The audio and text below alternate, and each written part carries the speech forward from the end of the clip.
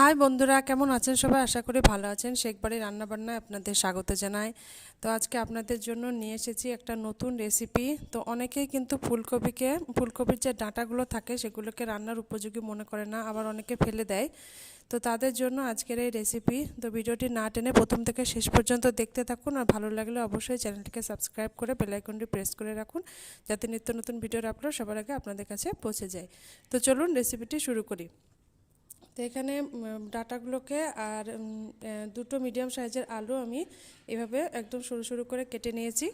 এদিকে ওভেনের মধ্যে কড়াই বসিয়ে দিয়েছি, আর কড়াই গরম হয়ে গেছে। কড়াইয়ের মধ্যে দিয়ে দিচ্ছি সরিষার তেল, আর তেলও গরম হয়ে গেছে।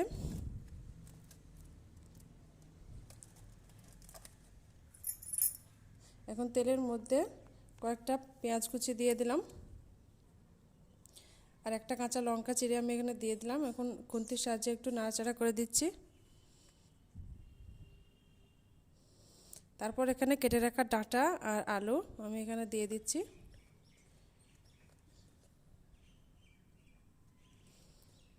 তো সবগুলোকে একটু ভালো মতো নাড়াচাড়া করে দিচ্ছি।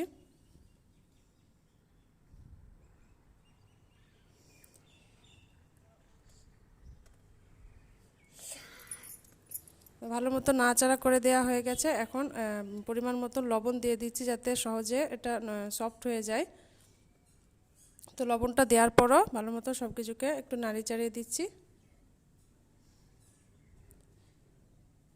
তারপর একটা ঢাকনার সাহায্যে ঢাকা দিয়ে আমি 5 থেকে 7 মিনিট স্টিম করে নেব। তো ফিরে আসলাম 7 মিনিট পর, আর দেখুন সব অনেকটা কিন্তু নরম হয়ে গেছে। ডাঁটা আলু সবগুলো কিন্তু নরম হয়ে গেছে। হাতের সাহায্যে আমি আপনাদেরকে একটু টিপে দেখিয়ে দিলাম। এখন আমি হাফ চা চামচ হলুদ গুঁড়ো, হাফ চা চামচ লঙ্কা গুঁড়ো, হাফ চা চামচ জিরে গুঁড়ো, হাফ চা চামচ ধনে গুঁড়ো অ্যাড করছি। তো প্রথমেই কিন্তু এই মশলাগুলো দেওয়া যাবে না, তাহলে কিন্তু তলায় লেগে যাবে আর ভাজাটা কিন্তু ভালো মতন হবে না। তাই একদম সেদ্ধ হওয়ার পরে শেষেই কিন্তু এই মশলাগুলো অ্যাড করতে হবে,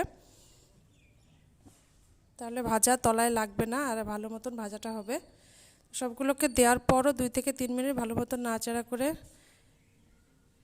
করে নিলাম,